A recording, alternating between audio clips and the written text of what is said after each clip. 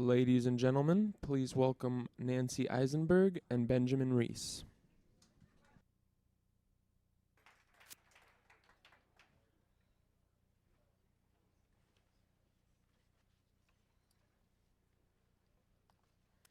Good afternoon, everybody. Thank you for coming. Is it not working? It's not working. I don't know where it is. Is that better? Yeah, great. Well, thank you all for coming. We're here to talk about Nancy Isenberg's new book, White Trash: The 400-Year Untold History of Class in America, which is really an amazing book.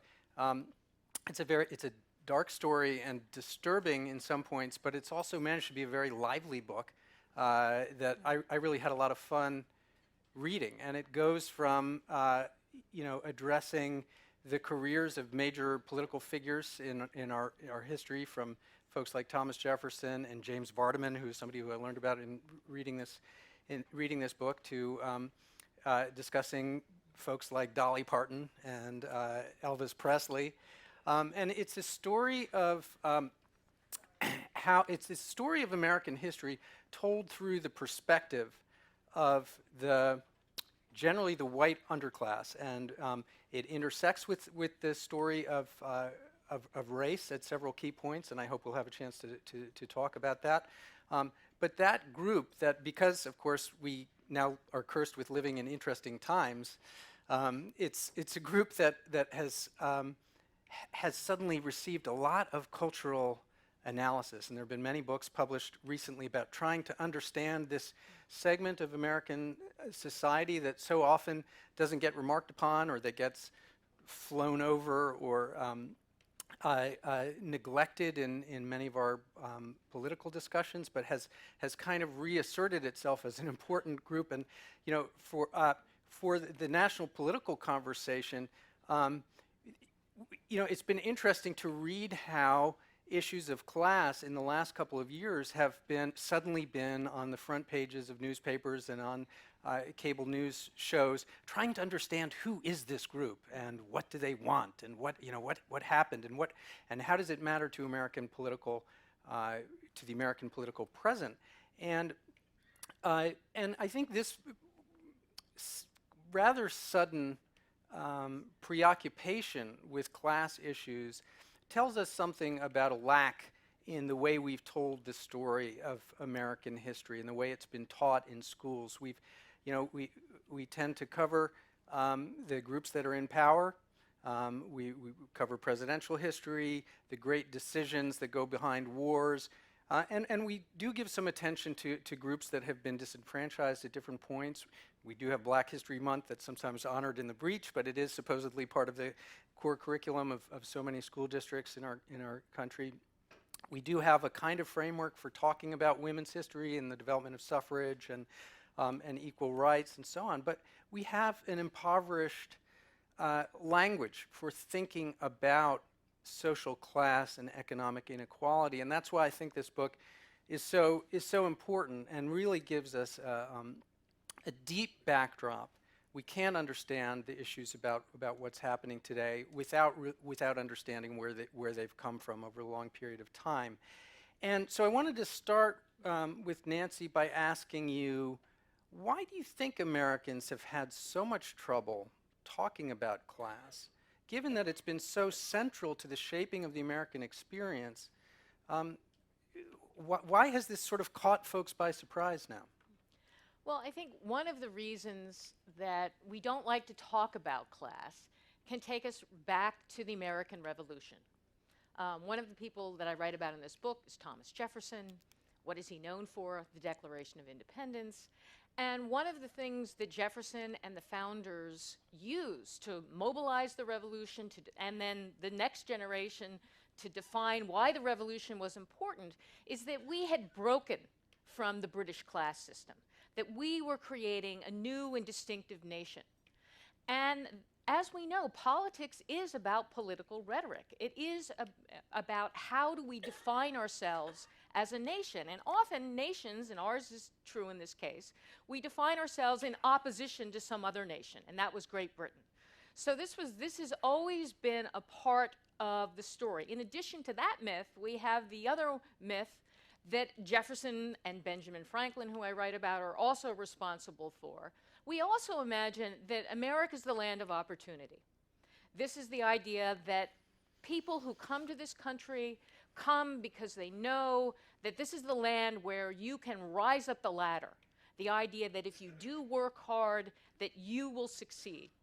One of the things I point out in this book, what we forget when we tell that story, is that there's been much more downward mobility in this country than upward mobility.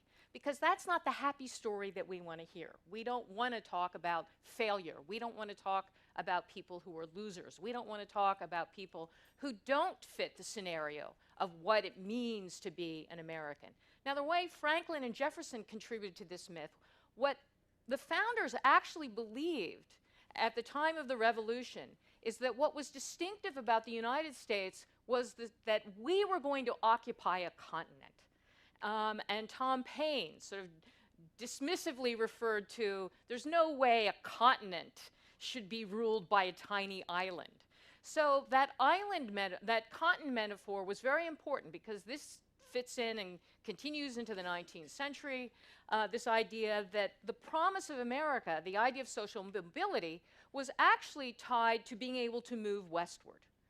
And that myth, what Franklin and Jefferson were really promising, was horizontal mobility. It wasn't upward mobility, because even as poor people, and they did, and I talk about them, these are the squatters and crackers who do move west, what did they find? Well, they found that the class system had moved west with them, and powerful land speculators, people with connections to government officials, got the best land and had the inside track on not only land, but being in a position to take advantage of opportunities in the West. And my book also focuses extensively on class that's tied to an agrarian and rural notion.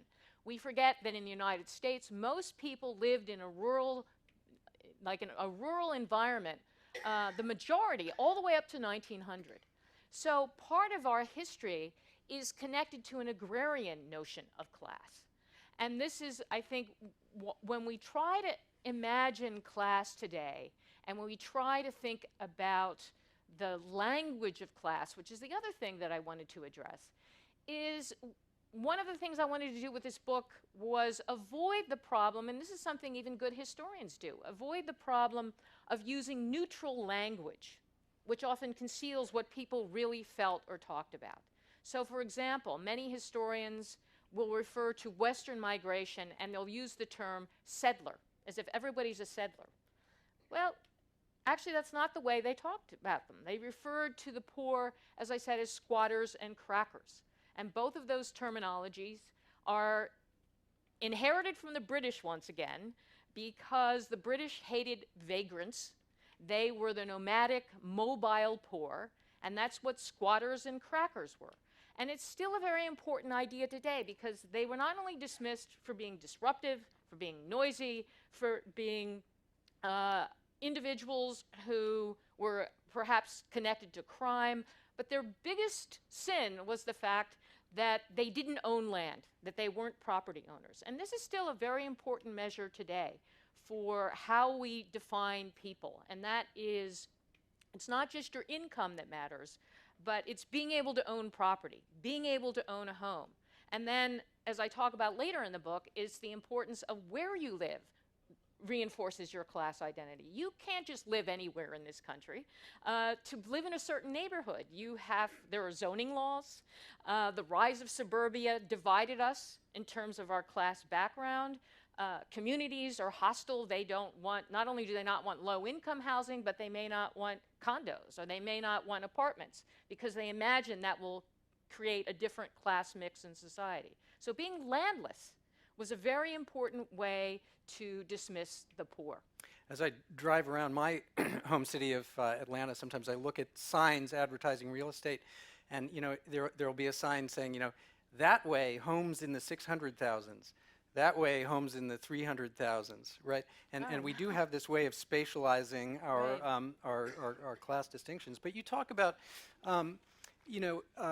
property ownership as one of the markers of belonging in this society. And I think it's important also to remember that property ownership was a precondition for voting well into the 19th century. You know, we used to thinking about restrictions on the vote for matters of race, extending until after the Civil War, and then of course through the period of Jim Crow restrictions.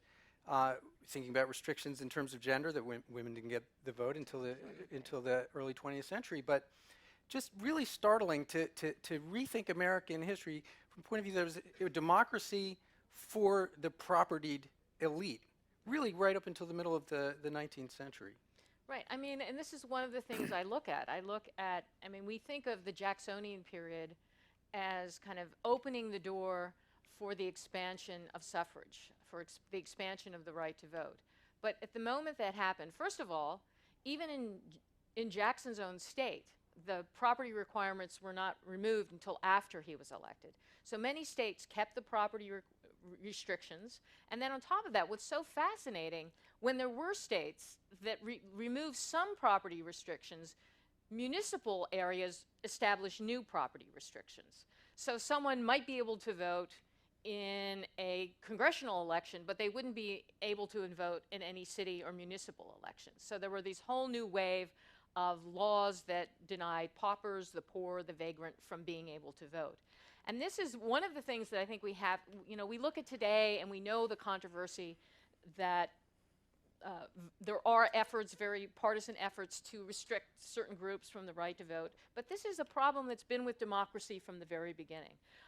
And I think one of the most disturbing periods that we tend to ignore is that in the post-Reconstruction era in the South, there were widespread laws that required that you had to pay a fee to vote. And these laws were written in such a way that people think, oh, they were targeting African Americans. But no, they actually were targeting both poor whites and African Americans. And women were even penalized more. Because if you come from a poor family and you're going to pay a poll tax, you're going to pay for one person, and that's going to be the man, not the woman. And someone's actually studied this to sort of look at this imbalance. So that the period from 1920 to the two major, 1920, 1924, in southern, mostly rural states, essentially only 20% of the population voted. So if we think about expansion, democracy, kind of moving up on some kind of upward trajectory, it's just not true. And this is what we know about politics. That politics, and that's why I'm trying to recover this language of class that's in the book. Old ideas are hard for people to forget, and they may get changed, they may get revamped, but they are used very effectively by politicians in order to tap into old fears and familiar fears, because that's what politics relies on, is relying on things that people are familiar with. And this is true when we think about the general animosity and hatred that Americans have toward the poor. We like to talk about equality in a rhetorical sense, but we don't actually like to talk about equality when it means living next door to someone who, has an outhouse in front of their home. So in a sense, when we try to understand the past, part of what I've done is look at how the language changed, but then also how it got moved to the center of key political debates, such as westward expansion and the rise of Jacksonian democracy, such as the Civil War, Reconstruction, as well as the emergence of the eugenics movement, which also is a very important part of my analysis as well. So going back to Andrew Jackson, something I found really interesting in your analysis of his political career that I think can connect to today's moment. Jackson was understood as a champion of the kind of rough and tumble working class, but didn't really do a damn thing to promote the expansion of the vote, and yet still has this kind of status as a spokesman for those on the outside looking in, upsetting the political class and speaking for kind of expansion of democracy. One could argue that the current occupant of the White House has also managed that trick of somehow finding himself a mouthpiece for the resentments and the the anger of dispossessed white folks or folks who feel left behind toward the ruling class without, at least as far as I can see, doing much to kind of redress those inequalities. I don't mean to get too political about it, but I do see that as a through line between the two figures. Do you want to speak to that? How do they manage the trick? Yeah. How do you get to speak for and represent that kind of cultural style without necessarily having an agenda that promotes greater equality or mobility? Yeah, I mean, I have written pieces, other people have noted that there is a similarity between Andrew Jackson and Donald Trump in terms of political style. But one of the things that's interesting, one of his contemporaries referred to how Jackson was called a democratic autocrat. And one of the things that is unique about Jackson, which is why his campaign was a departure from what had come before, is that Jackson is the first candidate to have a campaign biography. And that meant that his close associates, who were really instrumental in helping promote his political career, shifted the debate about who should be president, and they focused on his personal life, and they turned him into a heroic figure. And they also turned him into a symbol of Tennessee, which at that moment was seen as the West. So those ideas became part of the campaign. But what was interesting is that Jackson also promoted, I mean, he was a very divisive candidate in a way where people loved him or hated him. So you had very much those extremes. And the ironies, of course, when he was running both the first time and then the second time, he was running against John Quincy Adams, who really was a genius. But essentially, he's someone who was a statesman who had traveled around the world. So the politics was really interesting because he was portrayed, John Quincy Adams could be critiqued for being too much of a cosmopolitan. Patrician. Right, yes. as if Jackson was really self-educated and somehow had, pulled himself up from the bootstraps. What really surprised me is one of the lines used that does have some contemporary resonance is that it was actually said that Jackson, because he had very little political experience, I mean, he had briefly been a senator, he had been a judge, but he was mainly known as a military hero, that he was going to go to Washington and, clean it up of all the, the parasites that were somehow dominating Washington culture. But yes, I mean, and then what was strange about Jackson, he was not a stump speaker. Also a bit of a philanderer.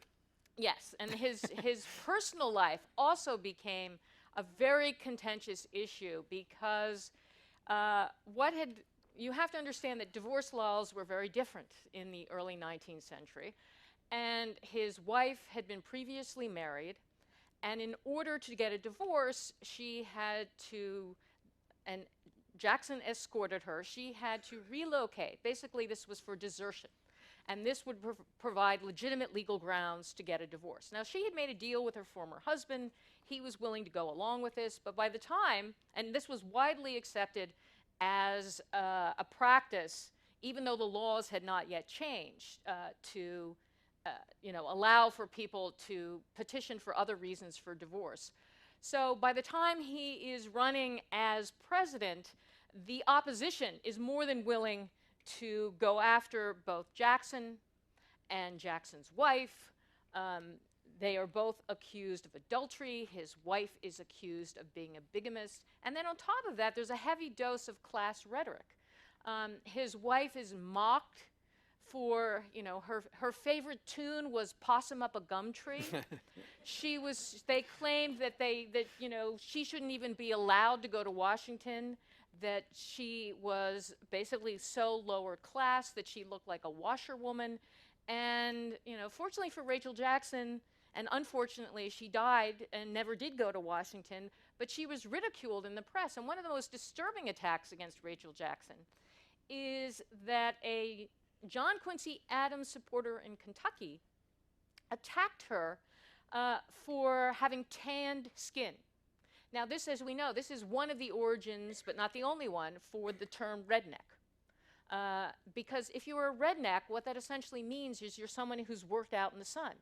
And in the cultures, Southern culture in particular, one of the standards for being a lady was, as you know, to wear gloves, to have a parasol, to not let the sun damage your skin. This was a very important indicator of your class standing. So she was not only ridiculed for her suntan, she was actually compared to, described as being Jackson's black mistress, that somehow if she entered high society in Washington, it would be like the black mistress of a white man, coming into society wearing a white mask, so that underneath it, that essentially we know that she is not only of the wrong class, but the suggestion is that this is rooted in, we're already seeing a language that's important to my book, her breeding.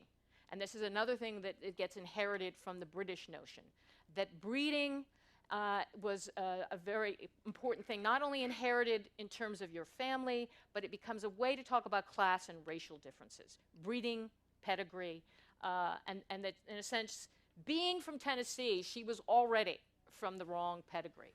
So one of the, I think, major ideas through the first part of the book, and a lot of the book focused on the South, which has a special place in the American imagination about class, and particularly the white underclass.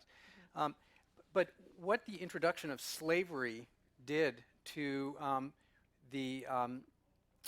to class relations among white folks. And I want to start us on that topic by going back to 400 years ago, at the origins of colonial settlement of North America. And we have this received idea that people were coming to New England in the 17th century to pursue religious freedoms and to escape the persecution of the monarchy and the church. But you point out that more people were brought in states of unfreedom, indentured servants, who really functionally were slaves. And these were white folks. And there were more people who were brought in those conditions than there were people who came really of their own volition. So talk about that story and the language that got attached to it and how people were kind of grappling with that, that problem. The colonial part of the book is really important because initially, when the English began to look at North America and people were mobilizing money and trying to get the support of Queen Elizabeth to back various ventures to establish colonies in the New World.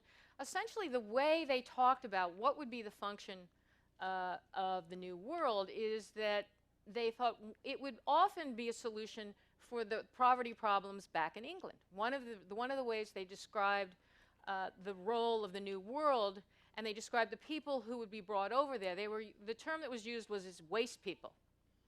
And when I use that word waste, it has multiple meanings. One becomes a landed notion, which is associated with land, wasteland, which is unproductive, unfallow land that is idle.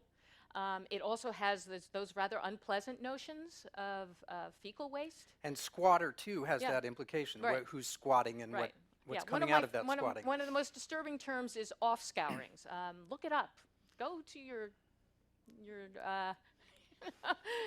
cell phone and OED and look up that term.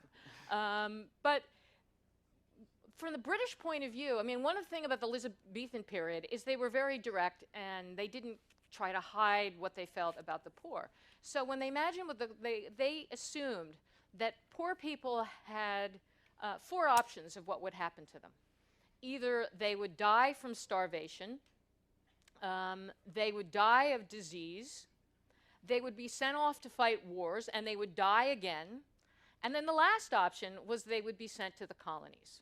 And there was a very kind of brutal assumption that when they were sent to the colonies, they weren't this wasn't necessarily because we're building a flourishing new social order, that many of them they anticipated would die, and many of them did. This is part of the story that we tend to ignore, is that many people who were sent to the colonies were sent there as indentured servants, and this is what you were referring to. And an indentured servant was substantially legally different than servitude even in England. In England, most contracts were for 2 years. Indentured servants contracts could be from 7 to 9 years, and some were even longer.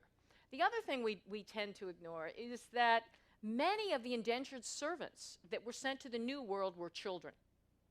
And they even had this practice, what was called spiriting, where they would go around London and round up, the children of beggars, and basically send them to the New World. They're kidnapped. They were kidnapped. And this is kind of the other forgotten story that I talk about, is that child labor was one of the major forms of exploited labor in the colonial period, even in New England. In New England, they did things different. In Jamestown, they were indentured servants, and they would arrive, they might be auctioned off. One of the most disturbing things about Jamestown is they set up a system called the headright system. So people would invest money. They're basically buying their indentured servants, anticipating they're going to come over, and they would get a reward. Not only would they get the servants, but they would use how many servants they had to determine how much land they could get. And it didn't even matter if the servant arrived dead or alive. You still got your land. And in New England, they also relied heavily. Many of the people who were sent over, particularly in the 1630s, are young children. What was different about New England is that they created a kind of surrogate family system. So they had these children live in people's houses, but they still were very much in the category of unfree. And well into the 18th century, well up until the time of the American Revolution, when we talk about unfree labor, there were a whole series of different castes that existed. There are still indentured servants. There are convict laborers, and convict laborers, they would actually even have a longer term of servitude than indentured servants. There were also apprentices, young boys who were apprenticed and had no liberties to learn a trade, but also essentially till their age of 21. They had no freedom. They had no right to choose. These were contracts made between the parents and the master. And slaves. So you have the majority of people in the mid-18th century who are in this status of unfreedom, as opposed to being, coming to the New World and suddenly being able to make their destiny, seek their dream. That really wasn't the British way, and it wasn't, and that's why when I've given talks in Australia, and people who've read my book has done very well. In they say, Australia, are you writing about us? They're saying, oh, suddenly we realized that the origins of the United States is actually very similar to Australia. So let's talk about what happened with slavery. With slavery, was a national institution well into the 19th century, but it really was more of a driver of the economic order in the South. What happened with the development of slave labor, particularly in the South? What did that do to these folks who had been defined as waste people or rubbish, right, or squatters, or the landless white folks? What did it do? What did it do to their status? I just want to go back to the colonial period for one other thing. What's so interesting is to look at the origins of South Carolina, North Carolina, and Georgia. Very different. Even though Carolina started as one colony, it ends up being divided into two. But South Carolina becomes a much more dependent on slave labor. There is a much more extreme racial imbalance between slaves and slave owners, and that continues well into the 19th century. So that's why South Carolinians are in the forefront of nullification and supporting the Confederacy. But what's most interesting, North Carolina did not develop as hierarchical of a society. But there were constant battles where Virginia and South Carolina kind of hated the in-between area that would become North Carolina, which centered around the Dismal Swamp. And the swamp was very important because it was land that wasn't economically viable in the same way as other areas. It also became a place where indentured servants and slaves could run away and hide. And throughout into the 18th century, South Carolina and Virginia even declared war and invaded North Carolina. They wanted to do anything possible to absorb North Carolina, either into Virginia, and South Carolina felt the same way because they felt it was a colony out of control. It was a colony dominated by too many people without masterless men, and that is another term that comes from the British that became part of North Carolina's history. And Georgia is even more fascinating. And I don't have a lot of heroes in the book, but one of the people who I think is really you need to know more about is James Oglethorpe. James Oglethorpe was kind of an eccentric. He carried the first settlers and colonists and former debtors to settle Georgia. This was supposed to be a colony that was going to actually help people who had been suffering economically when they came to the New World.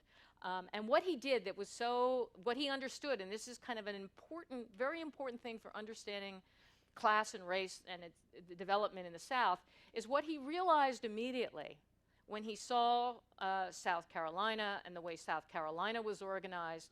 He essentially realized that the only way to allow poor whites to become self-sufficient, to become property owners, was to make sure there would be no slavery. So believe it or not, in Georgia, for the first period, there was no slaves. Slavery was outlawed because he believed what would come with slavery. And unfortunately— And it was the first colony to do so, right? Right. And what happened, Georgia. once I slavery live was— in Georgia. Once slavery was allowed into Georgia, after Oglethorpe had retreated, this is exactly what would happen, because slave owners from the Caribbean, from South Carolina, bought up all the land, and this is essentially the key to slave owning. Slave owning is also about owning not only the best land, but the most land. So what Oglethorpe believed is that you had to make sure that land was distributed more equitably. They even had a law that said that you couldn't own like vast amounts of territory. So they limited the amount of land, and then he even wanted to regulate how land, inheritance laws, how land could descend.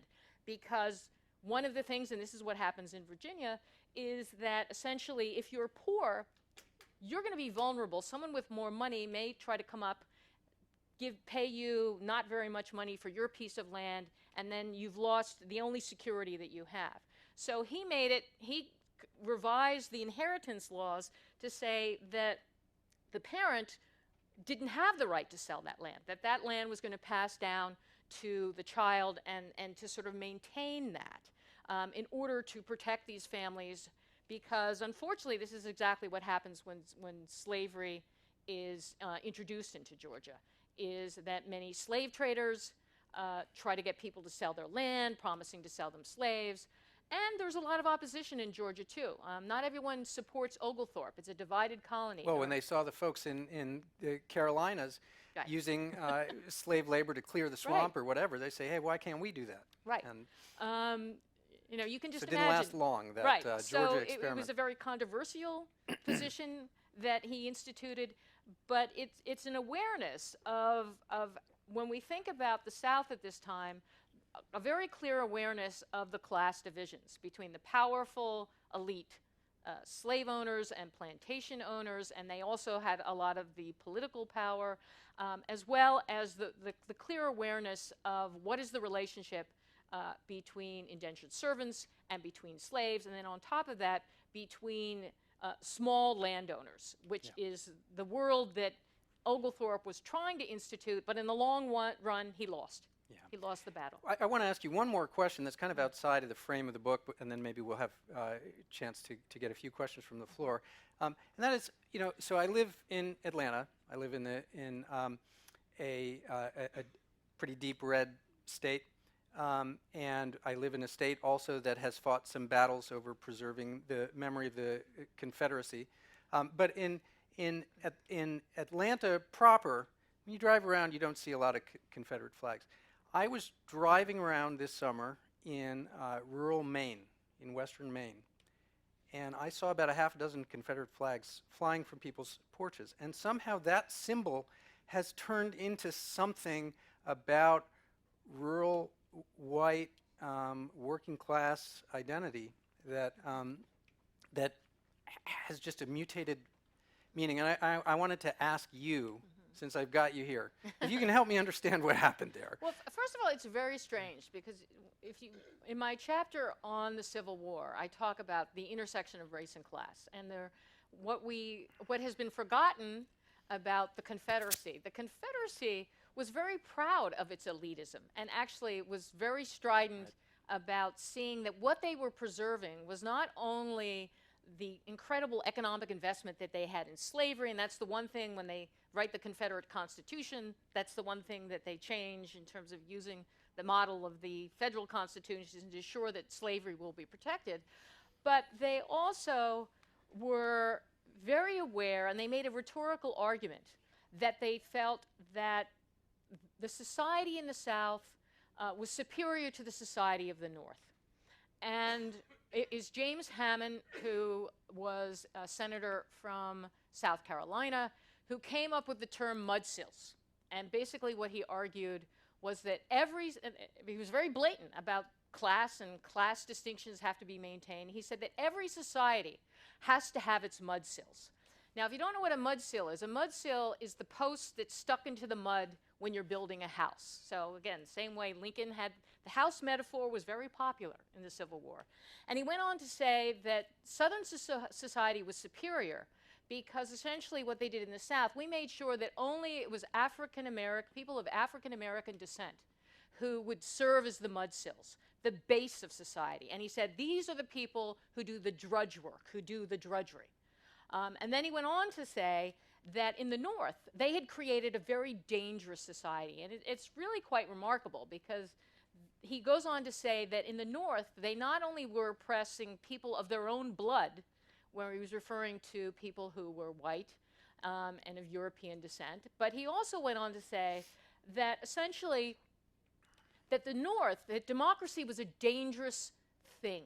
So there's a really, Hammond, first of all, rejected the Declaration of Independence, said Jefferson was a fool. He basically argued that his notion of abstract rights and equality was ridiculous. But in addition to that, Hammond went on to say that what the North had created was the ingredients for what was going to be a class revolution. And that language is, we think I couldn't believe this. We tend to associate class revolution with something with the Russian Revolution or class revolution with the 20th century, but they actually referred to this as that the real division that matters was not black and white, but was actually, the fear of the Reds, fears of a class revolution. So democracy, you get this whole strain which is anti-democratic. When Confederate states seceded and they were thinking of redrafting their state constitutions, in Virginia, in Georgia, in other states, they seriously considered taking the vote away from poor whites and from property owners. Now, they didn't do it because wisely they realized, well, we need these people as cannon fodder. We need these people to fight this war, which they openly admitted in their personal papers and acknowledged. So what's strange about the appropriation of the Confederate flag is that the Confederates were extremely elitist, quite proud of it, and there had been a whole tradition of dismissing poor whites, and on top of that, they saw them, in addition where they thought there was going to be a class war in the North, they were deeply afraid that their own poor rural white class were going to be seduced by Abraham Lincoln, particularly seduced over the Homestead Act. This was the act that was going to provide free property, and it doesn't get passed until after the South secedes because Southern politicians had consistently argued against it. But they were deeply afraid that one way or the other, their own poor white were going to kind of be seduced by Lincoln and organize a rebellion, or they were afraid that the North actually was going to blow up the Union. They weren't really the ones who were kind of supporting disunion. So this is the problem. I think that to think about, part of the Confederate flag in its modern meaning has been reappropriated much more in terms of a racial politics that comes from the civil rights movement that has a very different meaning. But I also do believe the reason you saw it in Maine is that one of the biggest dividing lines, I think, in society today has to do between rural and urban America. The way in which that division has taken on both political connotations. So I think, appropriating the Confederate flag for many people is about saying we wish to kind of rebel against, and this is what Trump tapped into, we want to rebel against the political elite, the swamp in Washington, the Hollywood and New York liberals, and that this kind of defiant symbol, this symbol which is intent to be an insult, has been appropriated, and it clearly carries its obvious racial baggage, but I think it carries even more baggage than that. Right. So I think we have time for one or two questions from the floor for Nancy. Yeah. My children's generation in their 30s, my nieces and nephews in their late 20s, don't seem to have a desire to own property. Mm. How do you see that affecting our homogeneity and our culture or traditions?